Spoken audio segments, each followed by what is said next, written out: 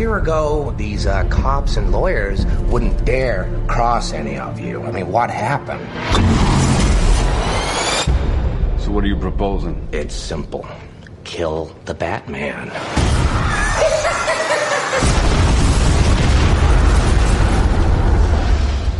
Here's my card.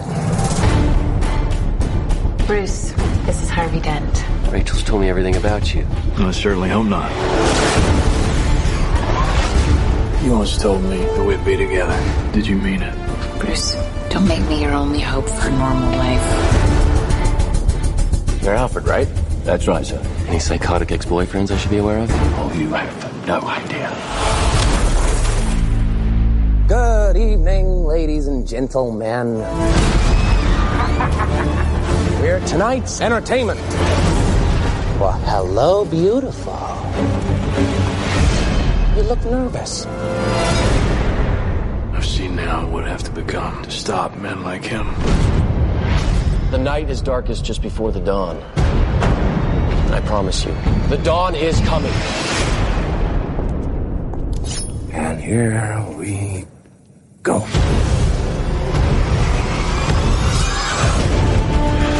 Come on. This city deserves a better class of criminal. I'm gonna give it to him. No!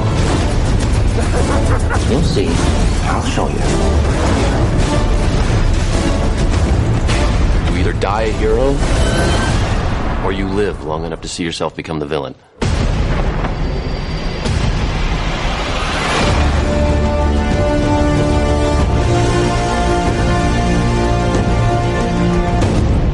Will you be wanting the back putt, sir? In the middle of the day, Alfred? Not very subtle. The Lamborghini, then. Much more subtle.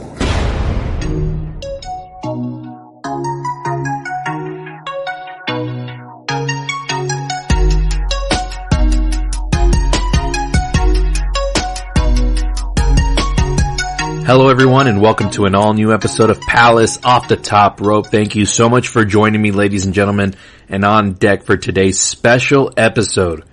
I'm going to be talking about and celebrating the 15-year anniversary of one of the greatest, I think in its genre for comic book films, but I just think, in my opinion, one of the greatest films ever made, that being Christopher Nolan's The Dark Knight.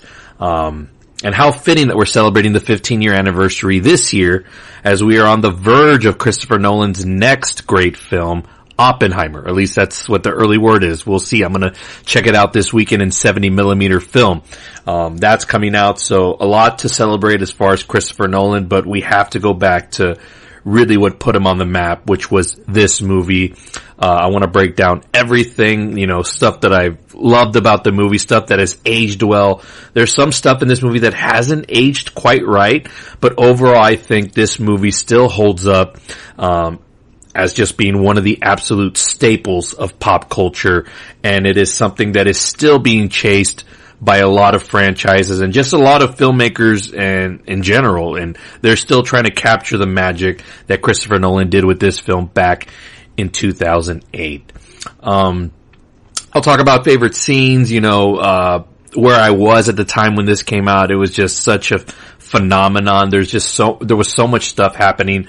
The viral marketing going into it, the marketing that we did, with me being at a movie theater, there was a lot of stuff that we did in the lead up to this movie, and just some of that stuff that is just would be bonkers to try to do today with how much society has changed and pop culture has changed so quickly. Just in the last couple of years, things have changed so much, but the fact that this one still holds up and it's still like at the epicenter, it's still like the one everybody chases. Kind of like The Godfather Part 2. Like, if you're gonna make sequels to your movies, like, you want to aspire to be The Godfather Part 2, and now, in modern times, The Dark Knight. And then, towards the end, I wanted to do a little bit of voice acting. This is one of those movies where I can really, when I'm watching it, I can recite, like, everybody's lines, not just Batman, my favorite comic book character, and just one of my favorite characters ever, but I can recite everybody's lines in that movie. And as I was watching it earlier today, I just catch myself and I just start going with the flow of the movie. I've seen it so many times, and it was just, it came at such a perfect time in my life. I was like right in my early 20s. So like I just absolutely became obsessed with this movie. It became my identity for a little bit. Now in the 15 years that it's passed, and my film spectrum has broadened more. Obviously there are more movies that I hold above this one, but if you met me or knew me or worked with me in 2008, that was like my life, man. Like I would quote it, I would live by it, the whole Batman mythos and everything that he stood for in the iteration that Christopher Nolan gave us. Like I was all about that, and I'm still all about it. It's still a film that I hold in very high regard, and I tell people like there's just in all these comic book movies that have come and gone over the last decade or so, like nothing has come close to matching the energy that this film brought and that it still brings 15 years later. But we'll get into all that. Let's take a quick break, and then when we come back, we'll get into all the fun stuff of The Dark Knight and talk about its legacy and where it stands right now in pop culture. This is Palace Off the Top Rope. We'll be right back. This city deserves a better class of criminal. And I'm gonna give it to him. This summer, out of the darkness comes the night. Perhaps you should read the instructions first.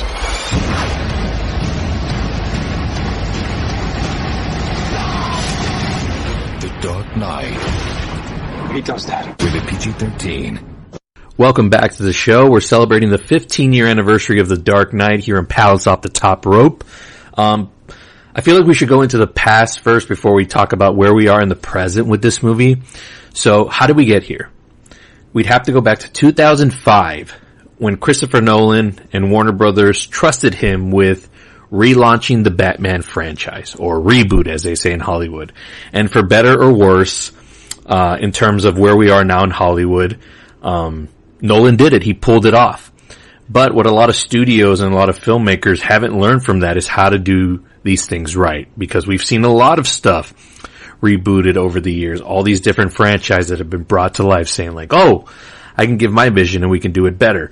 And just no complete thought went into it. And we've seen a lot of failures over the years. So while yes, we were able to get this great iteration of Batman on film, I think in terms of where we are today in Hollywood, it was kind of like for the worse.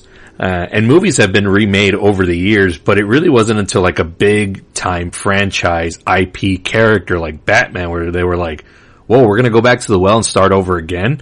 Like, are people even going to buy this? Because in the 90s when the Batman movies were coming out, and I vaguely remember seeing these in the theaters, my love of Batman really came from like the cartoons, the comic books, and then the movies themselves, but those were more on the home video side of things where I rewatched a lot of these at home. Like, so my theater experience of them wasn't really, I don't really have much memory of that.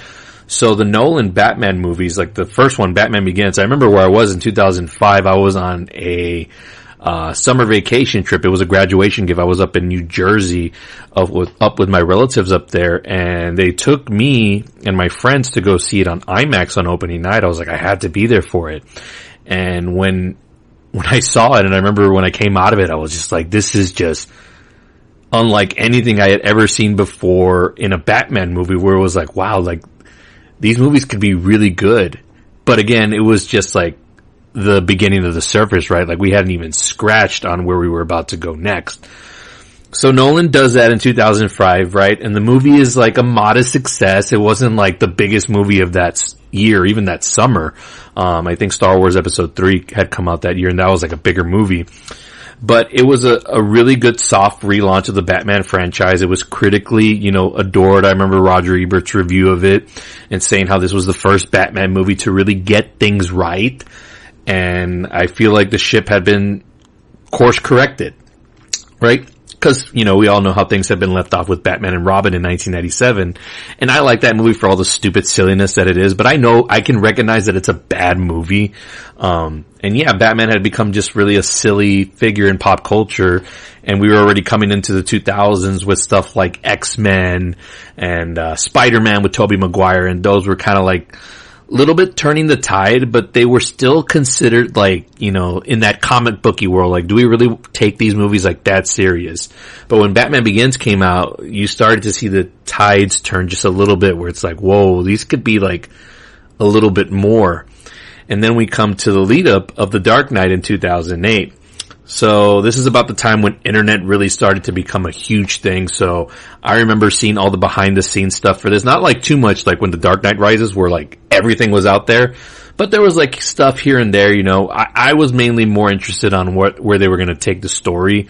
Obviously they teased the Joker at the end of Batman Begins, and as Christopher Nolan has stated many, many times, it was never his intent that like he was going to do a direct sequel. It was kind of just like, he told his story of how Batman became Batman, and then, you know, the tease of the Joker was just like, you know, into like the mythos of what has come in the Batman stories. You know, the Joker is legitimately one of the biggest rogues in the history of not only just comic books, but just in film, right? Like, we saw Jack Nicholson, so we know like that's such an iconic figure, and he left it at that. But the movie just became such a bigger hit, like on home video and DVD and all that stuff, and it just grew and grew and grew. Obviously, Warner Brothers greenlit the sequel. So I'm like, okay, like, well, that's probably what they're going to do next, right? The Joker, like, that just has to be it. And in my mind, I was like, well, if they're going to do that, like, how are they going to top, you know, Jack Nicholson, you know? That performance to this day, like, still frightens me to the core. Like, there's like really good scenes with Jack Nicholson that just can never be topped in terms of like creepiness. But I was like, man, okay, cool. So when they announced like the casting for this, you know, obviously Christian Bale is going to come back, Michael Caine, Morgan Freeman, and then they announced Heath Ledger was going to play the Joker. And I've always been, even like in my young age at the time when I was reading up on all this stuff, I believe I was like in my 20s already. I saw Heath Ledger and I was like, oh, cool. What an interesting choice. Like, I know he's a good actor. I'd seen him in some stuff. Probably most famous for me, two things would be like 10 Things I Hate About You and then The Patriot. Those are the things like that I watched probably the most of him in it. So I'm like, okay, cool. And I knew there's always been like backlash for like fan casting. Like, this isn't a new thing that's been like, you know, with Ben Affleck getting recasted as Batman and backlash and all that stuff. That's happened before. It happened in 1989 with Michael Keaton. People didn't think he could play Batman, and, you know, he proved everybody wrong. But during my time and growing up, this was my first time seeing, like, in real time, like, the backlash of, people not liking a casting decision. And I remember everybody hating this idea of Heath Ledger playing the Joker. And they were just like, oh, he doesn't, you know, look the part, or, you know, whatever it is. And I saw and read all these different things about him. And in my head, I was just like, well, let's see how he does first. Like, we're prejudging this before we even see what the art is. And I still have this mindset till today. Like, I don't care who it is that they cast in the role. Like, I want to give them the benefit of the doubt and see if they're able to give a good performance. Now, does everybody who's ever been casted in the history of movies, do all the roles work out? And, you know, you could say like, oh, they could have put somebody else in that role. Like, yeah, nobody's perfect, but just, you know, don't judge the art before you see it. So we get into the other viral marketing aspect of it. You know, we found out Harvey Dent's going to be in the movie, played by Aaron Eckhart. And of course, all the speculation, well, that means Two-Face is going to be in the movie.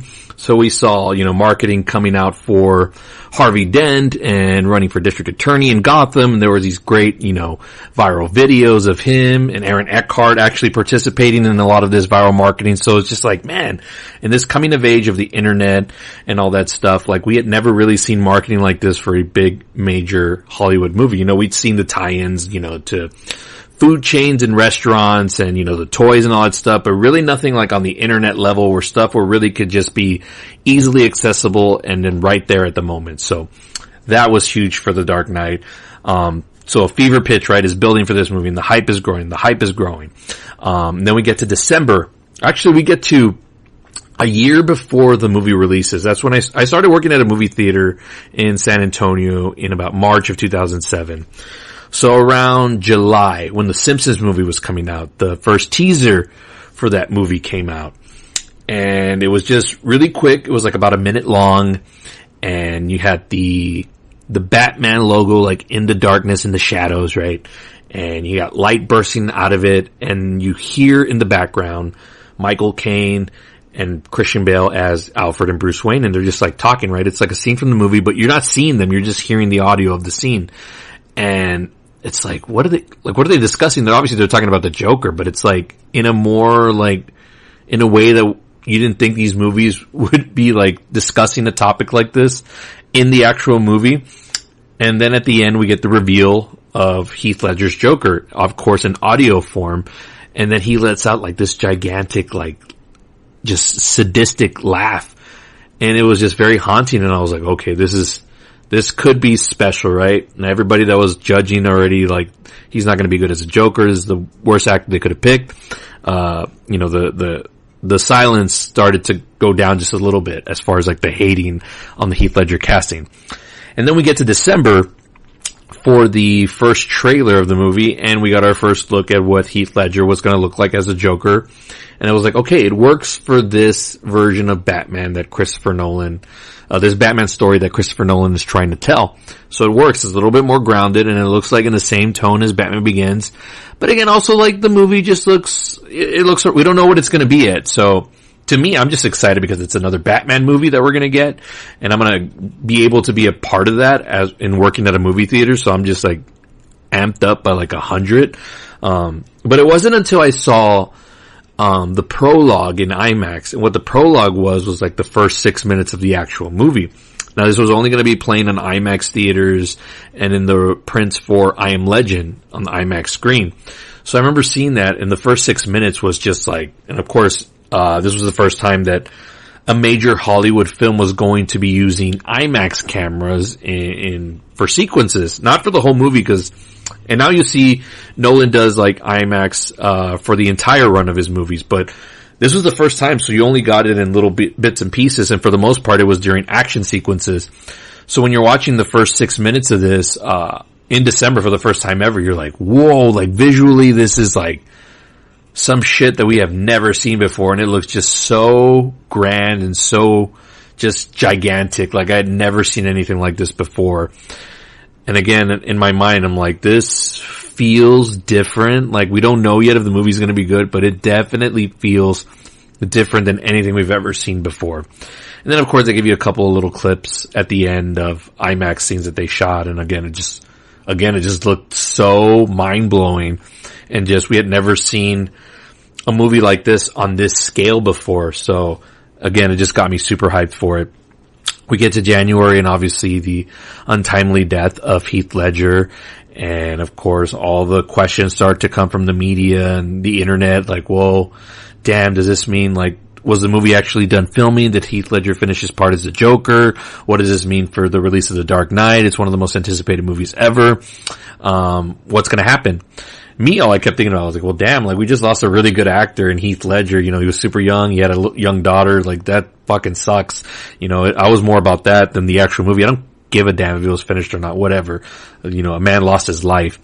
So there was that just factored into the fever pitch and the bill for this, along with like the viral marketing campaign.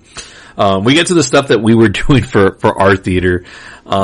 I was an assistant manager at the time, so I was more about like the operations and what was going on the actual floor with the employees, not really so much on the business side of things, like where I am now, where I'm tracking like how movies are doing and what's trending up, what's trending down, like what should we be looking forward to, like what's going to make us like a good amount of money. So I don't remember quite what the Dark Knight ticket sales were, but I do remember everybody at work being like super excited for it. We were going to run it for 72 hours. We were going to be open, you know, just the entire weekend. We were never going to close. And as far as I know, like that was something that was never done before ever. So I was super excited about that. You know, we were going to leave our parking completely to customers. Like the employees were going to have to park far and away from our building. Like we were just anticipating, like, I guess the ticket sales were then probably awesome, but I was just thinking about like how busy it was going to be. So yeah, it was just little things like that, and just little things that we did also. Our building is like, it's very Greek looking, so it doesn't look like your typical movie theater. Like if you drive by it, you would never think that that's a movie theater, but on the side of it, we have our giant IMAX logo, because we do have an IMAX theater. And I remember they painted on, I forgot if it was like weeks before or like a month before, the Dark Knight Joker logo, which was basically the two dark eyes in the circles, and then of course like the Joker lips, but which is basically the bat logo in red, and it makes it look like the Joker's face. So that was a great piece of marketing, and I posted it on my socials like so many times. Maybe I'll post it as the logo for this podcast. Probably not, but we did cool stuff like that. Other stuff that I can't really talk about because it would be very questionable if something like that were done today. We'll just say the police were involved, but it was all meant to be like a gag for the Dark Knight, and just like the type of realistic story that Nolan was going to give us in this version with the Joker, and it looked more like down to earth, as more than like fantastical, and not as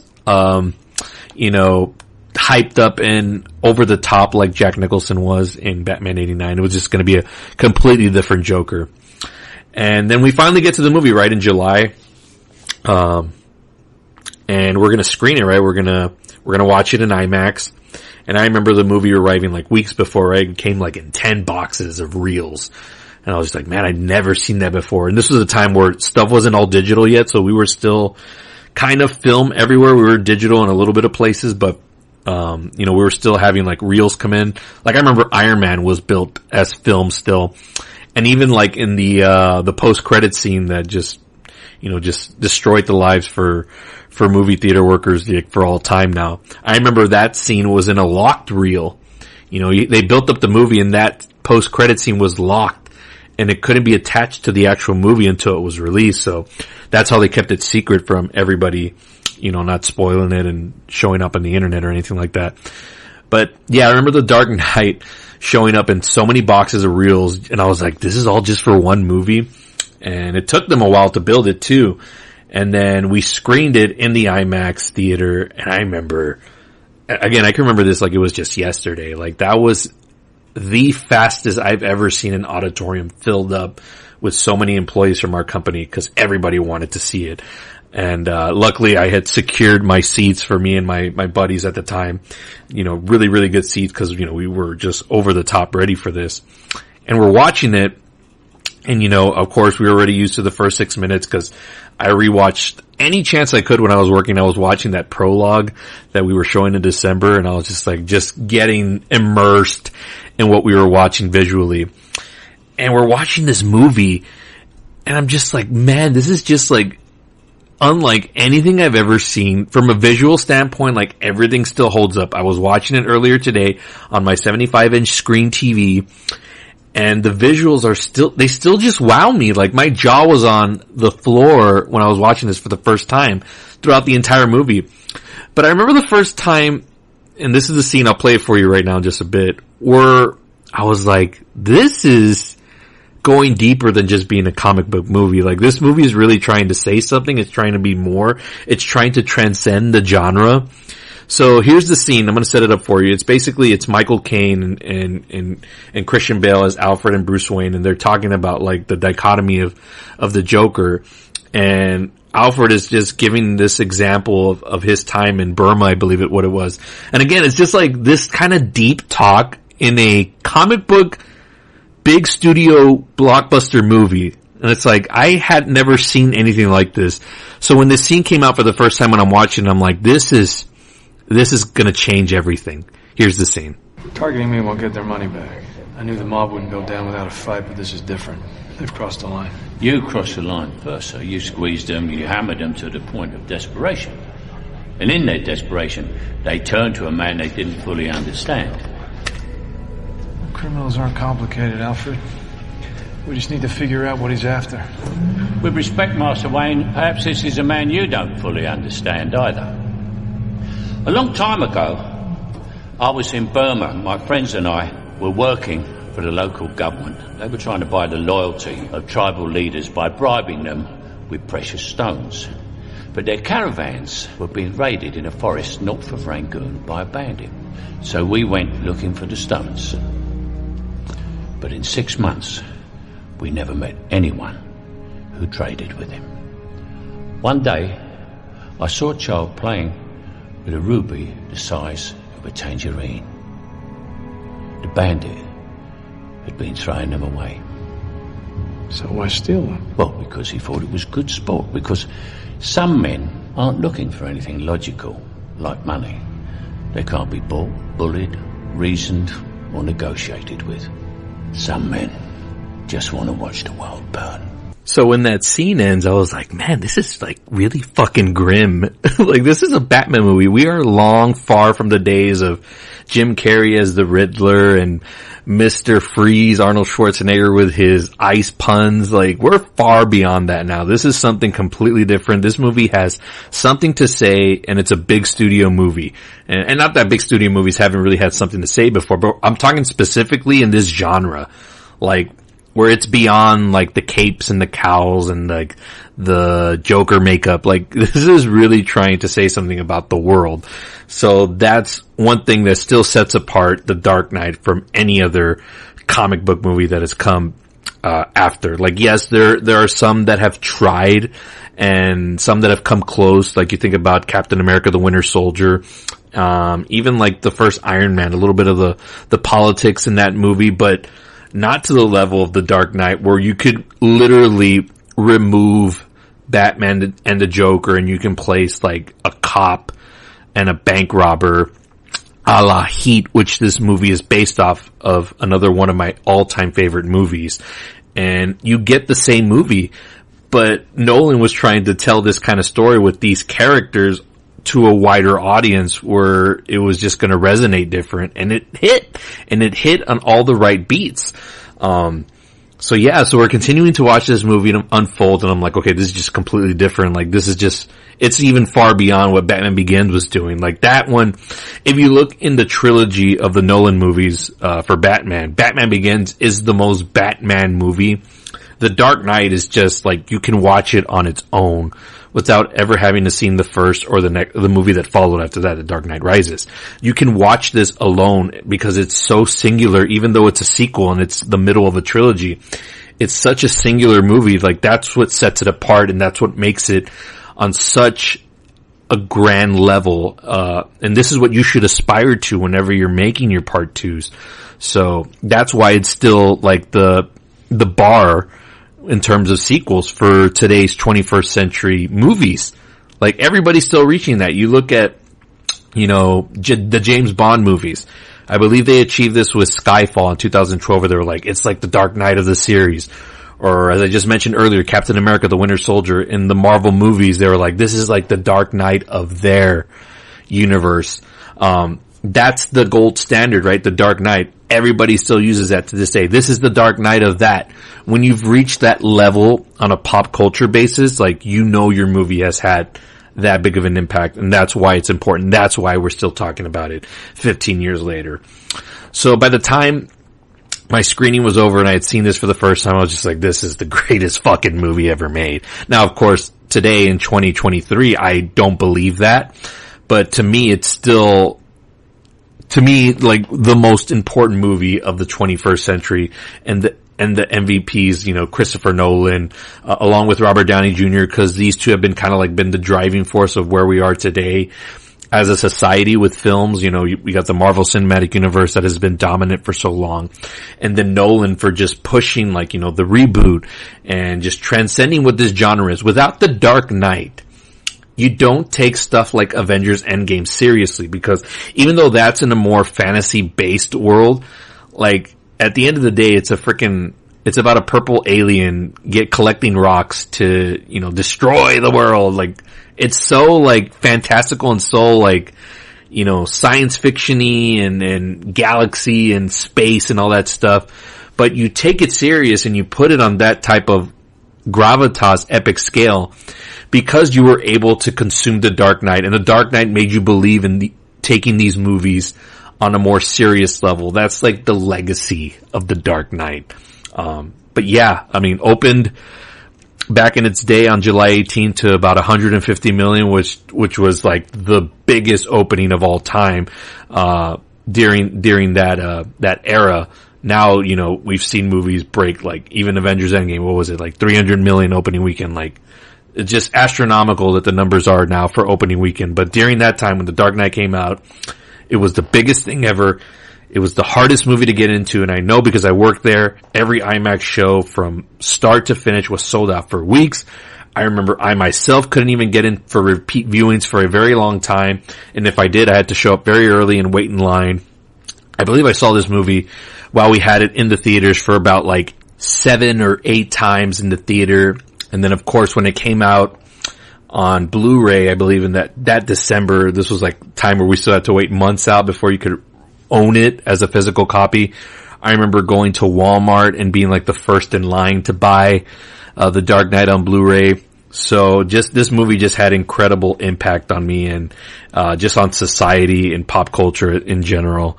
And it obviously brought an Academy Award posthumously. I forgot what the term is. I'm sorry if I'm saying that wrong, but Heath Ledger won Best Supporting Actor for this role. And I just put this movie on a whole other level. It didn't get nominated for Best Picture. A lot of people were upset about this. And that's another thing that has kind of like impacted the legacy and how big this movie is. So obviously in the early years of the Oscars, they used to have like long list of Best Picture nominations. But for the most part, like probably in most of its run, the Oscars have 5 nominees for Best Picture. Well, that all changed again after The Dark Knight came out. So a year later, they opened up the nominations back to like 9 or 10 where you can nominate that. So had that been the case for the year The Dark Knight came out, it definitely would have been nominated for Best Picture. Now, would it have won? I don't know. But it definitely had all the momentum for it. It was critically beloved. It had all the box office numbers. It was just such a phenomenon. It was everywhere. Like you couldn't go anywhere without talking about this movie. So who knows? But again, that's the impact that this movie had.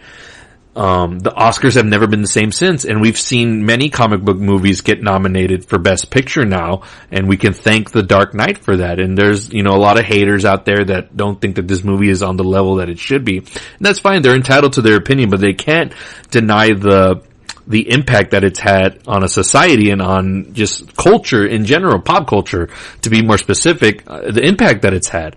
And it's true, like that's fact, like the nominations for the Oscars for Best Picture opened up because The Dark Knight didn't make the list for that year. It changed because of that movie. Like that's just fact. A lot of great things just about The Dark Knight. I mean, I could go on forever about this movie. Let's take a quick break, and then we'll wrap it up and I'll talk a little bit more about where we are with this movie right now. And, again, I'm going to do a little bit of voice acting and I'll reenact one of the scenes, from the third act of the film. This is Palace Off the Top Rope, 15 years of The Dark Knight. We'll be right back.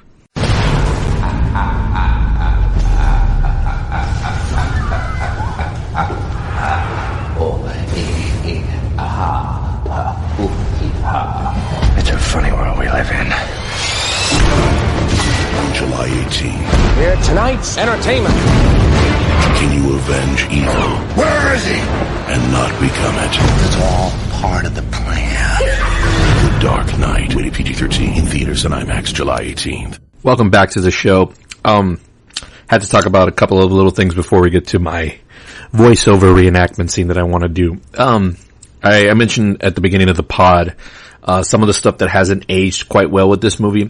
It's not really so much that it hasn't aged well, but it's just stuff that like people don't, it's what they don't like about this movie, and they kind of use it as a way to like deflect that it's not good, and it's more about the politics of the movie.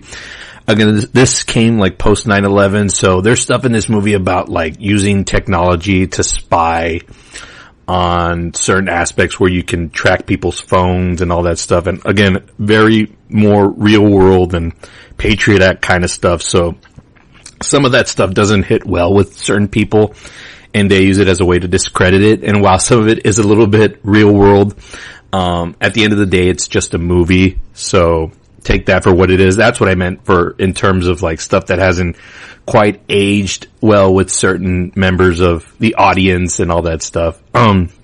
Favorite scenes of the movie. Gosh, there's so many, right? I can quote so many. But personal favorites, obviously, I'm always about like the hero and the villain sitting down and discussing and talking. So obviously one of my favorite scenes is when they do capture the Joker and they have that sit down in the cell, or the holding room, and it's Batman and Joker, and there's no physicality until the end, but before it's just a conversation where they're talking about their philosophies and all that stuff. And again, it's just very Michael Mann, Heat, Pacino, De Niro sitting down having coffee kind of thing. I always get a kick out of those kind of scenes. Not everything has to be grand, but there is a lot of grand in this movie. And it goes without saying, like, the entire chase sequence in the middle of the movie where Harvey Dent is getting arrested and the Joker's trying to take him down, and Batman is on the tail of the Joker and all that stuff. And a lot of that was in the marketing and made you believe it was like the end of the movie, like the climax. But really it's just like the middle part of the movie, which is just brilliant on the part of Warner Brothers to market it that way and not give you everything. Nowadays, like, you get everything thrown to you in the trailers and you're really not left to enjoy much in the theater. So when we saw this for the first time, and we see that comes like in the hour point of the movie or something like that, hour 15, I'm like, wait a minute, there's still like a whole like hour of this movie to go, and you're telling me this is happening now? This is great. Like, what's going to happen in the third act? So that's great, but that's another one of my favorite scenes. Obviously anything with Heath Ledger in that movie is just incredible, but really a lot of the small stuff and there's more Batman in this than Bruce Wayne, as Batman Begins and Dark Knight Rises are more about Bruce Wayne. But in the little parts that we do get of Bruce Wayne in this movie, like the clip that I showed you earlier with him and Alfred discussing like the philosophy of the Joker and all that stuff, just those little small scenes I love so much, and they add so much weight to this movie where it could have really have just been everything's a popcorn movie, but just really could have been just kind of very bland, and this gave us a lot of gray to work with and a lot to think about. So one of my favorite scenes to reenact is in the final act of the movie when Batman finally catches a Joker up in that building tower and hangs him up upside down. Now, I was obsessed with learning the Heath Ledger Joker voice. So it was something, again, if you worked with me in 2008 or knew me around that time, I used a lot of that voice and tried to just emulate it because it was just such a powerful performance. And it's still something that's being copied today. Even, Jared Leto's Joker took a lot of that. And anybody that does any over-the-top performance, a la like a Johnny Depp as Jack Sparrow and now Heath Ledger as a Joker, it's still being emulated today. So it's just a very iconic, very memorable performance. But here's my voice reenactment scene for my favorite part. Let's see if you can catch the scene. Here we go. You just couldn't let me go, could you? See, this is what happens when an unstoppable force meets an immovable object. You truly are incorruptible, aren't you? Huh? You won't kill me out of some misplaced sense of self-righteousness, and I won't kill you because you're just too much fun. I think you and I are destined to do this forever. You'll be in a padded cell forever. Maybe we could share one. At this rate, they'll be doubling up the city's inhabitants are losing their minds. This city just showed you that it is full of people ready to believe in good until their spirit breaks completely, until they get a good look at the real Harvey Dent and all the heroic things he's done. You didn't think I'd risk losing the battle for Gotham's soul in a fistfight with you. No, you need an ace in the hole. Mine's Harvey. What did you do? I took Gotham's White Knight and I brought him down to our level. It wasn't hard. You see, madness, as you know, is like gravity. All it takes is a little push. End scene. Just dialogue like this that's very present throughout this film, and especially through Heath Ledger's performance, is just so memorable. And this movie is just so deep in so many ways and just so grand, and just overall it's just a fun action drama piece with comic book characters in it, and that's why I think nothing has touched it since. And there are people that are arguing this to this day, and I welcome those debates. But when you come to me, if I say The Dark Knight's the greatest movie ever and you say it never was, or the movie's just mid, I dare you to expand more on that. You know, it's okay to use some dialogue there and not just simple words to just try to make yourself sound cool or be against the grain, because I can name maybe 5 people that I've met in my life that don't like this movie. For a majority, this is like the top comic book movie. It's the top Batman movie. Maybe not Batman performance, but Batman movie. It's pretty high up there on people's lists. So when I come across those people that are like, this movie was just whatever, expand on that. Have that conversation with me. I welcome that. But if you're just going to tell me that it's mid or that it never was like that good, like I'm really going to, I'm going to turn the other way, because it's not really worth it if you're not going to expand on that. And that's The Dark Knight, folks. 15 years later. I'm glad I got to do this podcast. I want to do one every 5 years and celebrate this. I mean, I celebrate it all the time, but maybe next time when I do the 20-year anniversary in 2028, I'll have a roundtable discussion, which is what I originally wanted to do for the 10-year anniversary. So if you're listening to this and you're interested in it, and our relationship continues throughout the years and we're still friends and all that stuff, I definitely welcome that as a possibility come 2028. But for now, we're celebrating 15 years, and I'm glad I got to do this pod. My relationship with this movie is just, it's so grand, and I'm so honored to have been just at my prime years, young in my work career and all that, to experience all of this in person, and I'll never forget it. And it's one of the best movie-going experiences you will ever have. If you've never seen it, rent it, buy it, stream it, if you're still like a buyer of physical media, and if you have like a 4K player, even a Blu-ray player, buy this movie. I'm telling you, visually it still holds up, and it's one to see, and one that I still show people whenever they're like, oh, well, what's your home system like? Or, what's so great about 4K? And like, it doesn't look that much different than like DVD. I put this on for them, and everybody's always floored when they see it. So it's still the one to beat.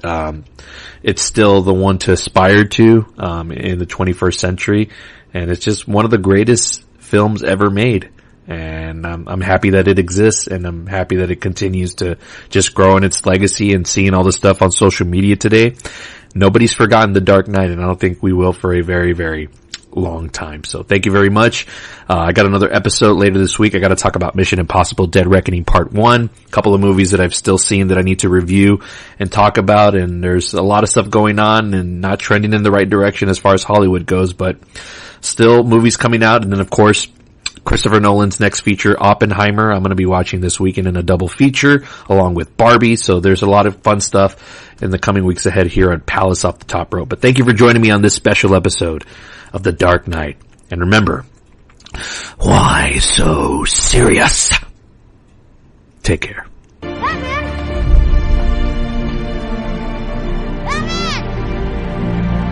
Why is he running, Dad? Because we have to chase him. Okay, we're going in! Go, go! Move!